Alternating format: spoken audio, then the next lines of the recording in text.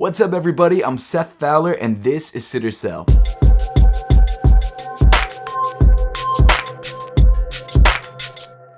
But first, I want to give a huge thank you to the sponsor of today's video, SimpliSafe. So I'm sure you've heard of SimpliSafe. SimpliSafe is a security system that experts trust. And it's actually the security system that I use because it's the most comprehensive available, it's super easy to set up, and it features every little item and piece of tech that I could ever need to make sure that my house is secure. And for me, the part of the system that I use the most is the doorbell camera, because if you guys watch this channel, you know I order sneakers all the time, and it's really great to be able to see when those packages are dropped off and see if anyone's trying to steal my packages, which hasn't happened yet, but SimpliSafe has given me the peace of mind to not worry if I'm away for the day. Not only that, I also use SimpliSafe's indoor security camera for my sneaker room to make sure that all of my sneakers are secure, no one's sneaking in to steal any sneakers, and also that it's not like flooding or something weird. And one of the best things about SimpliSafe is how easy it is to set up the entire system, because all of the devices are wireless. In fact, all you have to do to actually sync a new device is just scan the QR code on the back of that device with your phone, and you're pretty much good to go. But the thing that really gives me the most peace of mind with SimpliSafe is their professional monitoring service. SimpliSafe will send out the police or firefighters in an emergency whether you're home or not,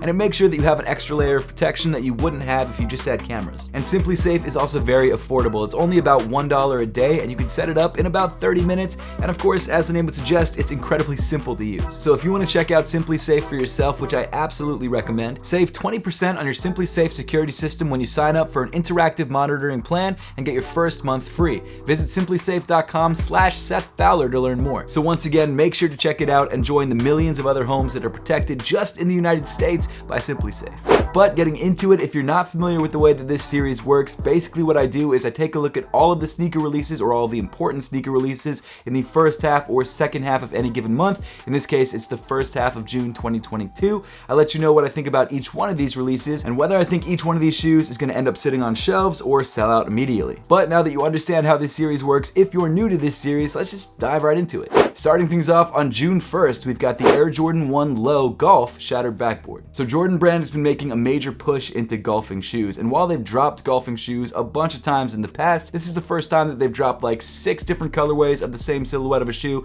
in like the same 3-month period. And not only that, these newer golf shoes no longer feature spikes on the bottom and instead feature a retooled rubber outsole, which actually makes them a lot more wearable off the court, and it's actually a viable option if you're looking for a pair of Air Jordan 1 Lows just to wear around. And over the last couple months, we've had a bunch of classic Air Jordan 1 colorways drop on these Air Jordan 1 Low golf silhouettes. We've had the Chicagos, we've had the UNCs, and now we're getting the Shattered Backboards. Now while this shoe looks like a low top version of the Air Jordan 1 Shattered Backboards, unfortunately it does not feature the same kind of materials that we found on the original shoe. Instead of coming in an entirely leather upper, it features nubuck, or I think faux nubuck, on the black panels on the shoe, which definitely make the shoe feel a little bit cheaper. The leather panel found on the midfoot of the shoe is no longer a sail colored piece of leather, instead it's just a white piece of leather, and as you probably expected, it's not as nice as the leather found on the Shattered Backboards, which again should be expected because this is not only a golf shoe but also an Air Jordan 1 Low. And actually, now that I'm looking at the image again, it looks like also the orange panels are made of that same faux nubuck material, so not the best quality materials in the world. Regardless, this is still an Air Jordan 1 Low, or a version of an Air Jordan 1 Low in a very popular Air Jordan 1 colorway, and for that reason I definitely see this shoe selling out.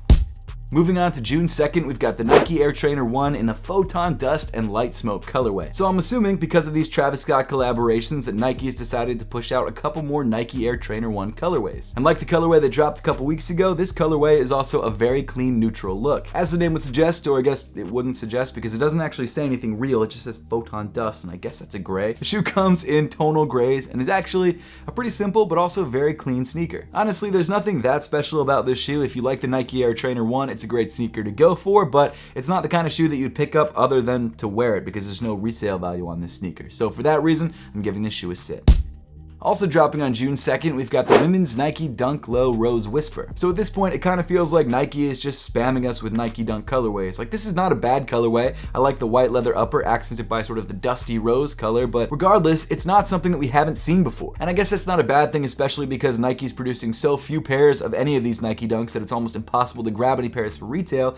But with that being said, it would be nice to see some crazy collaborations or something a little bit different when it comes to Nike Dunk releases, because we're getting like 5 every single week. So not to go on a tangent, but it kind of seems like that's what Nike does when it comes to sneakers like this. They get a hype silhouette like the Nike Dunk, they start producing a few limited colorways to make it even more hyped up, and then they just spam us with basic colorways for like 3 years until no one cares about the shoe anymore. And it just seems to happen in cycles. That's what happened with the Air Jordan 1. It's becoming less and less popular. It's probably going to be a couple years, and then it's going to become incredibly popular once again. Same thing is happening with the Nike Dunk, and I think Nike is just going to keep doing that over and over and over again, and you can't really fault them for it because it's working for them. All that to say, the shoe is not a bad looking colorway. I actually really like it, but it's not that exciting. But regardless, it's a Nike Dunk Low, and as of right now, it will still probably sell out. Moving on to June 3rd, we've got the Nike Air Max BW in white and Persian violet. So this shoe is one of Tinker Hatfield's original Air Max designs, and it first released in 1991 and quickly became a dance hit. Now unfortunately, I was born in 92, so I missed out on all the dancing goodness of the Air Max BW, and consequently, I have no nostalgia towards this shoe. That being said, it's still a good looking sneaker, and especially in this white and Persian violet colorway, it's very clean. So I know this isn't the first time that Nike has retroed this shoe recently, maybe in this colorway, maybe not, I'm not sure, but regardless, it's not a shoe that I think carries that much hype behind it, and for that reason, I think this shoe is probably going to sit. Also on the 3rd, we've got the Nike Air Max 2 CB94 in white and varsity purple. So if you didn't know, CB stands for Charles Barkley, who I like to consider one of the greatest Sixers of all time, even though this shoe is in a Phoenix Suns colorway. Which, to be fair, is the team that he went to the finals with, but regardless, he's still a Sixer in my opinion. Regardless, I think it's a very clean sneaker. I like the white and black look. I also don't mind the orange and purple hits, and it's a classic Nike Air Max 2, and if you're a fan of Charles Barkley or a fan of this silhouette, I definitely think this is a shoe worth going for. Now, as far as hype goes for this shoe, I know that there are a lot of people out there who are Air Max 2 CB94 fans, and who are also pretty excited about this release.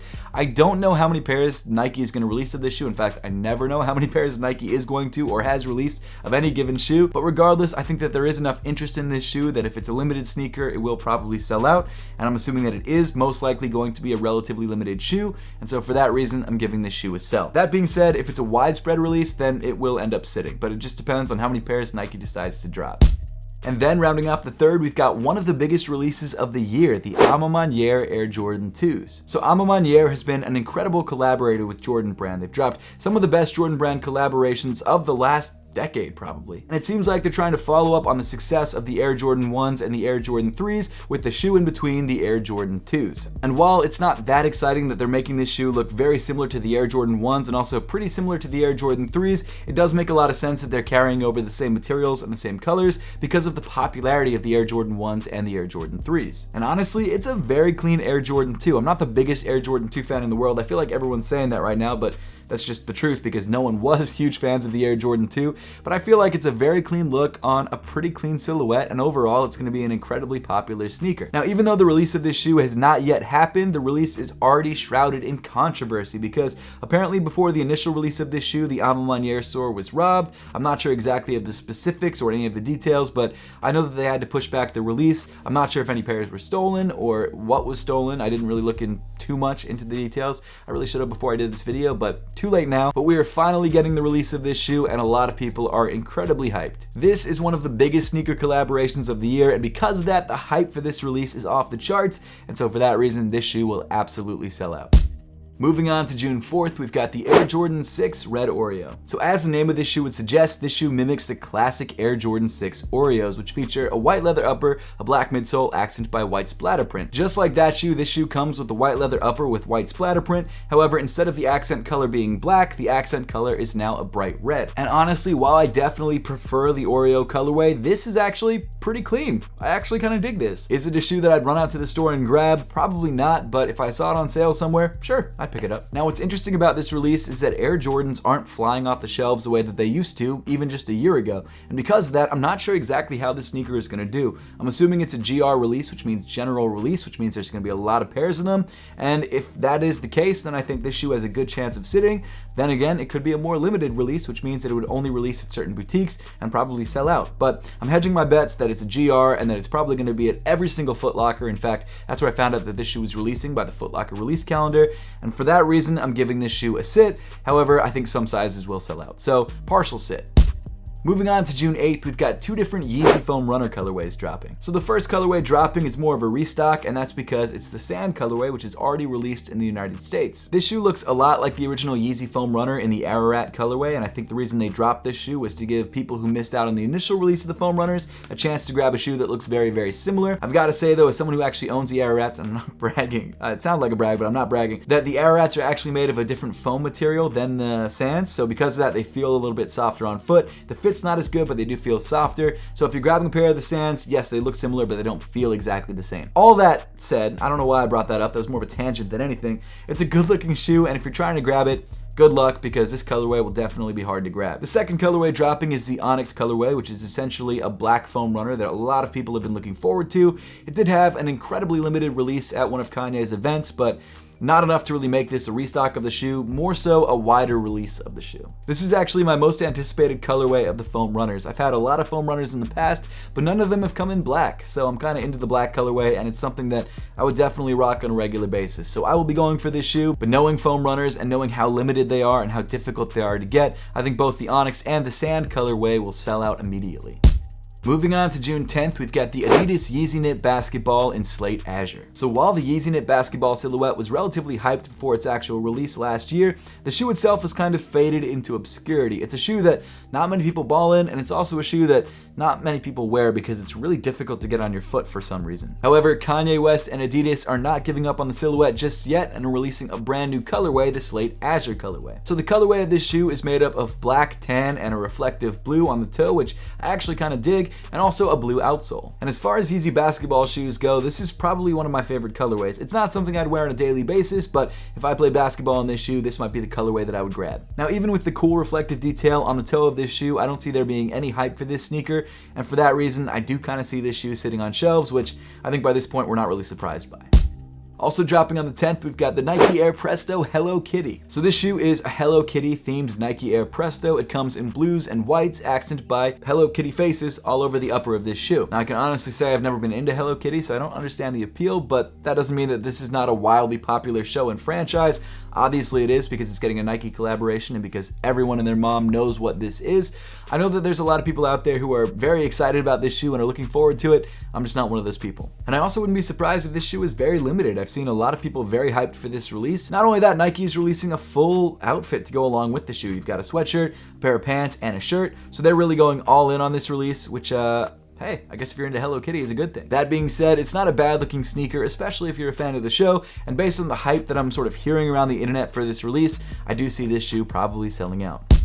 And then finally, rounding off the 10th, we've got another collaboration that will honestly be incredibly hyped for how simple this shoe looks, and that's the Tom Sachs Nike General Purpose Shoe. So the General Purpose Shoe, or GPS as Nike is calling it on their website, is designed to be a simple, subtle look that just goes with everything. I mean, literally a general purpose shoe. In fact, the ad that Tom Sachs and Nike put out about this shoe, in very large, bold lettering, they say boring, and then a quote out of the paragraph underneath that says, "Your shoes should not be the most interesting thing about you," which I actually totally agree with. So conceptually, it's an incredibly interesting sneaker, and I also really love anything that Tom Sachs does with Nike. All his releases have been very thought-provoking, and while some of them are a little bit more plain than other collaborations that have dropped with Nike, they all look a certain way and are designed a certain way for a very specific reason, as is this shoe. So the GPS is apparently releasing for $109.99. I'm not exactly sure the reasoning behind the pricing, but I'm sure that there is a reason for that price. And knowing Tom Sachs and Nike collaborations, even if this shoe is widely released, which it could be because it's supposed to be a general purpose shoe,